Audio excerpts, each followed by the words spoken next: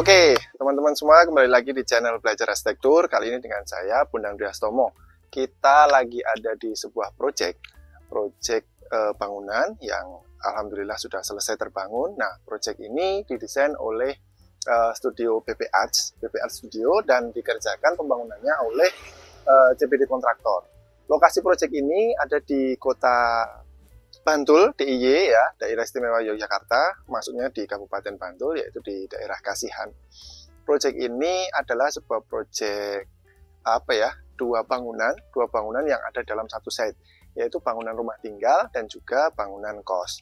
Nah, untuk bangunan rumah tinggal sebenarnya kita sudah pernah ulas dulu di video yang sebelumnya. Yang ini kita akan mengulas bangunan kos yang ada di belakangnya. Mengapa bisa terpisah? Karena memang pembangunannya pada saat itu ada jeda waktu antara pembangunan rumah tinggal yang ada di depan dan juga kos yang ada di belakang. Dan saat ini pun untuk bangunan rumah tinggalnya juga sudah selesai, nanti bisa dilihat oleh teman-teman semua. Kita akan review juga sedikit mengenai bangunan tersebut. Kemudian nanti kita langsung lanjut ke bangunan yang kos yang ada di belakang. Siap teman-teman? Kita langsung masuk aja ya. Yuk, ikuti saya.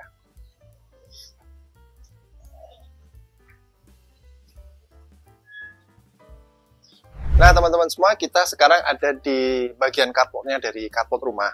Carport rumah ini dibuat dengan gaya-gaya modern kontemporer ya sebenarnya. Kita bisa melihat ada beberapa elemen yang ada di sini seperti batu alam, kemudian juga di carportnya di lantainya kita menggunakan keramik begitu. Kemudian juga ada batu koral sikat atau koral yang direkatkan dengan semen. Nah, teman-teman semua, kalau kita bisa melihat di bagian atapnya, atap dari carport ini menggunakan bahan solar tuf yang dirangka dengan besi. Besinya ini merupakan besi holo dan kemudian ini ada sirip-sirip untuk mengurangi intensitas matahari yang masuk ke dalam carport. Kenapa kita menggunakan bahan metal? Karena biar lebih kuat dan juga lebih awet ya teman-teman. Karena ini ada di luar, kalau kita menggunakan bahan-bahan yang organik macam kayu, nanti takutnya dengan kelembapan air dan sebagainya nanti bisa aus ya lama-kelamaan. Ini bagian rumahnya. Untuk lebih lengkapnya bisa dicek di video kita sebelumnya ya teman-teman ya. Nanti kita langsung menuju ke bagian kos yang ada di belakang. Yuk. Nah, untuk menuju kos yang ada di bagian belakang ini, teman-teman, ini ada semacam lorong kecil menuju ke belakang ya. Dari depan menuju ke belakang melewati samping dari rumah. Nah, lorong ini cukup kecil sehingga hanya muat untuk sepeda motor saja. Memang dari konsepnya kita tidak menggunakan kendaraan roda 4 untuk penghuni kos ya, karena keterbatasan lahan, kita hanya menggunakan kendaraan roda 2. Nah, ini lorong menuju ke arah kos, ke arah bangunan kos, itu menggunakan perkerasan paving tetapi menggunakan grass block, sehingga perkerasan tidak full tertutup dan itu bisa ditanamin dengan rumput sehingga air hujan bisa masih meresap ke dalam tanah. Kita lanjut ke sana. Nah, karena ini dilewati oleh kendaraan ya teman-teman semua, itu tentu akan menimbulkan kebisingan. Nah, ini sudah kita antisipasi pada bagian rumah yang berdekatan dengan area kendaraan ini. Kita tidak tempatkan area-area privat sehingga tidak akan mengganggu ketenangan dalam beristirahat. Area-area privat seperti kamar dan sebagainya di bagian rumah ini ada di sisi yang sebelah sana, sehingga agak jauh dari area keluar masuknya kendaraan. Seperti itu.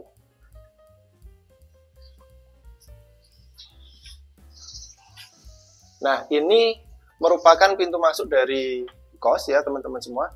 Kita bisa melihat kita mendesain dengan pintu yang transparan. Artinya dari luar ke dalam masih bisa melihat, tidak tertutup sama sekali. Kita menggunakan besi expanded sehingga pandangan view dari luar ke dalam itu masih sangat-sangat jelas sekali. Begitu pula sebaliknya. Ini untuk menghindari suasana yang tertutup sekali di bagian kos. Karena apa? Karena yang terhubung dengan bangunan luar atau terhubung dengan area luar itu yang paling utama adalah di pintu ini. Nanti di bagian dalam sudah ada yang bangunan-bangunan tertutup, sehingga yang arah luar hanya di bagian ini saja. Nah, di sini sebenarnya ini ada semacam ruang untuk servis ya, bisa nanti dipakai untuk si penjaga, dan ini berfungsi untuk dari internal, bukan dari penghuni kos. Jadi kamar ini nanti bisa dipakai untuk penjaga kos, dan di kamar ini pula sudah disediakan ada kamar mandi dalamnya ya, sehingga tidak perlu ke dalam bangunan kos sendiri. Itu. Oke, nah hubungan dari kos ini dengan bangunan ini, bangunan rumah, itu selain dari koridor ini kita juga terdapat pintu samping dari bangunan rumah yang ada di bagian belakangnya rumah, dan di dalamnya ini ada taman. Ya, teman-teman semua. Sehingga ketika penghuni rumah berada di taman, itu diberikan pintu untuk akses keluar masuk bisa lewat, tetapi pintunya berupa pintu pasif, sehingga untuk privasi yang ada di dalam tidak terlihat oleh penghuni kos yang keluar masuk di bangunan ini ya. Jadi ketika aku lari-kelir ke sini, privasinya di sana masih terjaga banget. Oke, kita langsung masuk aja ya teman-teman ya. Oke, teman-teman, kita masuk ya. Ini menggunakan pintu sliding. Kita menggunakan pintu sliding sehingga tidak memakan space, karena ini ruangannya cukup terbatas. Dan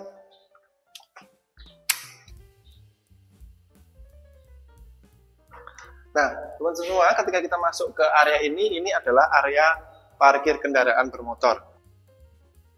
Perlu diketahui di bangunan kos ini ada sekitar 10 kamar ya, dan menggunakan kendaraan bermotor semua, sehingga ini adalah ruangan untuk parkir kendaraan roda 2. Nah, di sini juga kita tempatkan beberapa peralatan elektrikal ya teman-teman ya, seperti yang bisa kita lihat di sini ada meteran listrik. Jadi meteran listrik ini merupakan meteran masing-masing kamar ya teman-teman ya. Ini meteran masing-masing kamar kita taruh di bawah, sehingga ketika nanti ada pengisian daya untuk masing-masing kamar itu, mereka harus turun dan mengisi di sini. Kenapa kita tempatkan jadi satu? Biar mudah untuk pengecekan dan pengontrolan ya oleh penjaga nantinya ketika terdapat apa-apa. Ketika terjadi apa-apa nanti untuk servis, maintenance dan sebagainya itu mudah ada di sini semua kayak gitu. Nah, selain itu ada satu, ini adalah kita tempatkan AC outdoor yang ada di sini, karena memang dari space kita tidak memungkinkan untuk membuat AC outdoor yang ada di luar selain di sini. Ini hanya satu saja, selainnya ini ada kita tempatkan di area lain yang lebih baik kayak gitu. Oke, nah di sini teman-teman semua bisa lihat kita ada 3 kamar ya, 1, 2, 3. 3 kamar. Nah, 3 kamar ini menghadap ke area parkir kendaraan. Nah, nantinya di area ini nanti ada pembatas ya teman-teman, yang bisa menggunakan pembatas portable seperti itu, ataupun nanti vegetasi ya.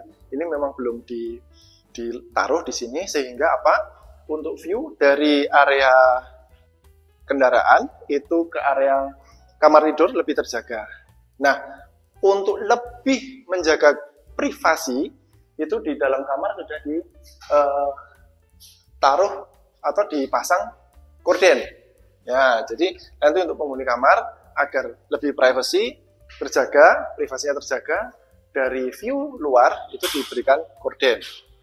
Nah, ini kita ada 3 dan semuanya di dalam mungkin bisa dilihat teman-teman semua sudah ada furniture yang ada di dalam. Hanya saja kita saat ini karena memang ini sebenarnya sudah mulai beroperasi, kita tidak bisa masuk ke dalam, hanya kita bisa melihat dari luar saja. Begitu. Nah, ini ada tulisan Cozy 1, Cozy 2, Cozy 3, dan di lantai 1 ini ada 4 kamar ya teman-teman semua. Kita lihat. Nah, ini kamar yang keempat ada di sini. Nah, yang ada di samping ruang parkir kendaraan. Kita menggunakan warna-warna hitam untuk kusen, ini menggunakan bahan aluminium. Kita menggunakan warna hitam agar lebih dinamis saja untuk bangunannya sudah berwarna putih semua dan kita menggunakan kusen aluminium berwarna hitam. Kenapa kita tidak menggunakan unsur kayu? Karena memang kita sesuaikan dengan konsep rumah juga yang banyak menggunakan bahan-bahan aluminium.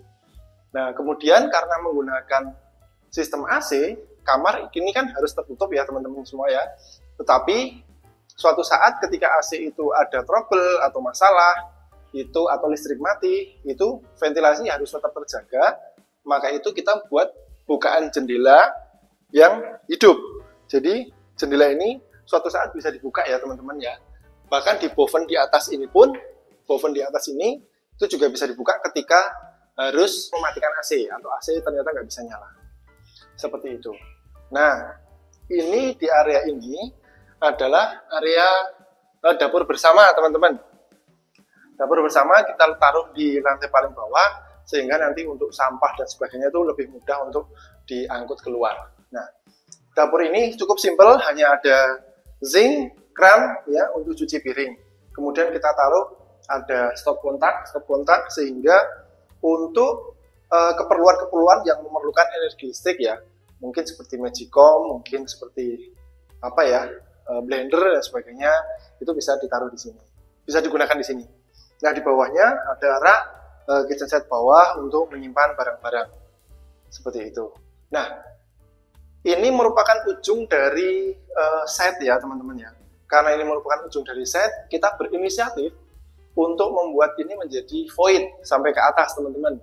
Nah, karena bangunan ini sudah cukup penuh sehingga bagian atas itu kita buat terbuka dengan atap transparan yang menggunakan solar tap juga, sehingga cahaya dari atas, dari langit itu langsung bisa masuk ke dalam bangunan. Ini membantu pencahayaan alami di siang hari ya teman-teman ya. Nah, ini yang selalu menjadi konsennya dari BP Art Studio, yaitu untuk memasukkan cahaya alami seoptimal mungkin ke dalam bangunan sehingga kita bisa menghemat energi ya. Nah, ini void sampai ke lantai 2. Mungkin teman-teman bisa lihat di atasnya ini ada railing ya, ada railing sehingga ini sebenarnya di atas ini selasar ya, ujung selasar, sehingga kita kasih railing untuk keamanan. Oke, teman-teman. Untuk lighting kita juga pakai lighting ya, yang dia karena ini tidak menggunakan plafon, langsung ke dak beton. Nah, ini lightingnya model lampu yang ditempel ya teman-teman ya. Ini kita lihat bisa ada pipa-pipa yang terlihat untuk elektrikalnya. Nah, kemudian teman-teman bisa lihat ini adalah tangga untuk menuju ke lantai atas. Ya, tangganya ini pun kita menggunakan besi. Kita berbahan besi, railingnya besi holo berbentuk bulat. Kemudian untuk anak tangga, up-tread dan untread-nya itu menggunakan besi perforated.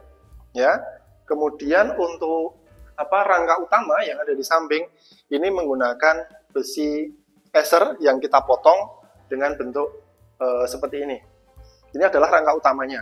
Ada dua, satunya di sini, satunya menempel ke dinding. Rangka di bawahnya ini menggunakan besi siku dan di tengahnya juga ada perkuatan agar dia ini ketika diinjek tidak melendut. Teman-teman kita naik ke atas ya. Kita naik ke atas ke lantai 2. Ini kenapa kita kasih warna merah? Sebenarnya idenya adalah ketika semuanya di sini sudah satu warna, tembok warna putih, kusen warna hitam, bahkan untuk tangga pun warna hitam, kita ingin memberikan aksen yang berwarna lain khusus di satu area atau di satu sisi, yaitu di railing tangga kita beri warna merah. Merah bisa berarti juga hati-hati ya teman-teman. Yuk lanjut yuk. Nah teman-teman, ini di lantai 2-nya. Nah, selasar lantai 2 ya. Dari ujung sana sampai ujung sana. Ini ada kamar berapa nih? 1, 2, 3, 4, 5, 6. Kamar ini sama dengan yang ada di bawah ya, tipikal gitu. Fungsinya sama, kemudian ukurannya juga hampir sama. Dan untuk kita bisa lihat teman-teman di bagian selasar ini, ujung dengan ujung kita buka atapnya sehingga sinar matahari pada siang hari bisa masuk ke dalam bangunan, sehingga bangunan ini tidak menjadi gelap. Nah, sekali lagi ini adalah concern dari BP Art Studio ya teman-teman. Kalau yang di ujung sini, nah di ujung sini adalah tadi yang kita lihat dari bawah, di mana ini adalah void, yang bawahnya tadi adalah dapur. Nah, teman-teman bisa lihat ini bawahnya tadi adalah dapur. Itu atapnya yang kita sampaikan tadi menggunakan atap transparan, dan di ujung sana, di ujung depan pun kita juga menggunakan atap transparan sehingga distribusi cahaya matahari itu bisa ke seluruh bangunan, seluruh ruangan. Nah, di paling depan pun kita menggunakan kaca untuk memaksimalkan lagi cahaya biar masuk. Namun untuk privasi, kaca yang ada di ujung tadi kita lapisi dengan stiker sunblast biar cahayanya tidak direct langsung ke dalam, biar tidak terlalu silau banget ya teman-teman. Tapi cahaya masih, terangnya masih bisa masuk ke dalam. Dan itu pun kita ada void sampai ke bawah. Nah, di area depan ini ada void sampai ke bawah, yang kita bisa lihat tadi ada meteran-meteran listrik. Nah, ini void juga agar apa? Agar sinar matahari bisa sampai ke lantai bawahnya. Nah, untuk pengamanan seperti biasa kita kasih railing ya teman-teman ya. Begitu. Nah, ini pun masih dirasa kurang. Untuk atap selasar, ini menggunakan dak ya teman-teman, karena kita di lantai atasnya lagi nanti masih bisa naik ke atas. Itu kita kasih lubang, di mana lubang-lubang ini langsung berhadapan dengan langit dan dibatasi oleh kaca. Sehingga cahaya itu juga bisa masuk lagi dari situ. Pokoknya ini full sinar matahari. Meskipun full sinar matahari, ini tidak terlalu panas. Kenapa? Karena setiap kaca yang kita buat bukaan itu semaksimal mungkin kita beri lapisan sehingga cahaya tidak langsung masuk ya, kayak gitu teman-teman. Oke teman-teman, nah ini karena kita tadi udah di lantai 2, ini masih ada satu lagi lantai di atas ya teman-teman ya. Ada apa di atas? Nanti kita cek. Yuk kita naik yuk.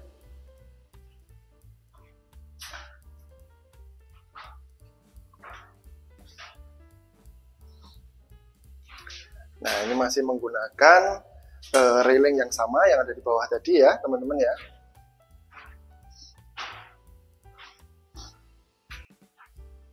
Ini dia lantai atasnya. Ayo.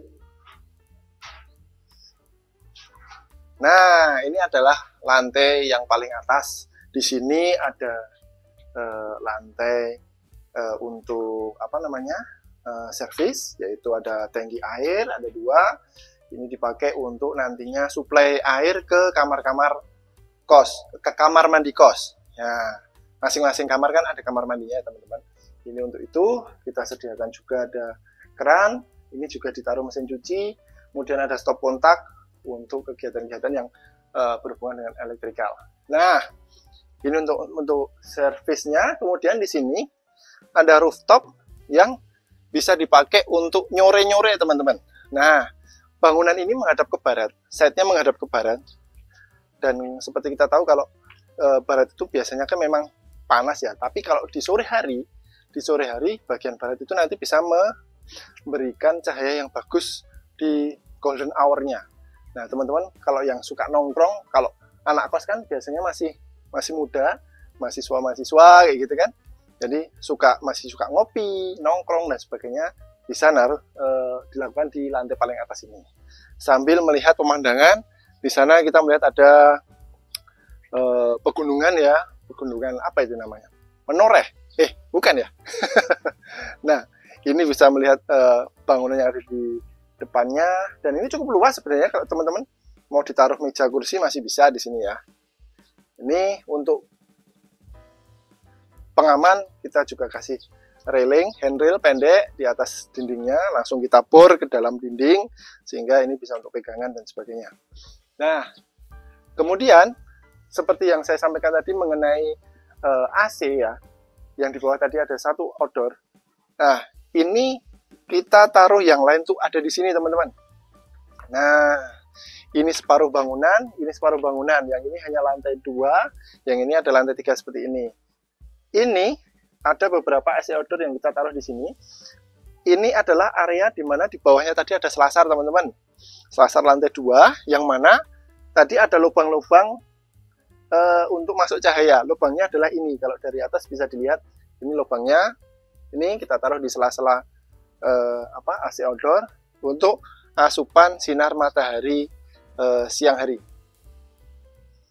Itu ini berupa dak, kemudian ada beberapa bukaan ya. Ini. Kemudian untuk yang lantai yang tidak kita menggunakan atap lembaran, sehingga memang untuk menghemat budget, tidak semua bangunan ini kita dak menjadi 3 lantai, enggak. Nah, ini yang ada di atas, kemudian atap dan sebagainya standar seperti ini, teman-teman. Bahannya sama dengan yang ada di sini. Air langsung turun nanti menuju ke pipa buangan atau floor drain yang ada di bawah. Kita taruh di bagian rooftop ini ada 2 floor drain yang ada di sana.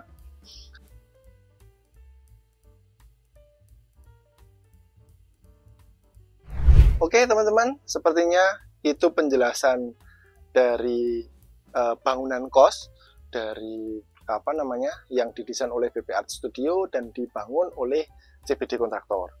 Nah, bangunan ini baru saja selesai dan sudah siap digunakan dan sudah mulai dipublikasikan, sehingga bagi teman-teman yang ada di Jogja barangkali yang menghendaki kos di daerah Kasihan, Bantul, itu bisa nanti menghubungi pihak owner untuk mulai menghuni kos ini. Lokasinya tidak jauh dari lapangan Kasihan ya teman-teman, tidak jauh juga dari Ring Road Barat. Oke teman-teman, sekian review kita dari bangunan kali ini, bangunan kos dan rumah tinggal. Rumah tinggal sudah sebelumnya ya, jadi bangunan kos. Kita nanti akan review-review lagi bangunan-bangunan lain yang didesain oleh arsitek-arsitek lain juga. Terima kasih, sampai ketemu di video-video berikutnya. Dah.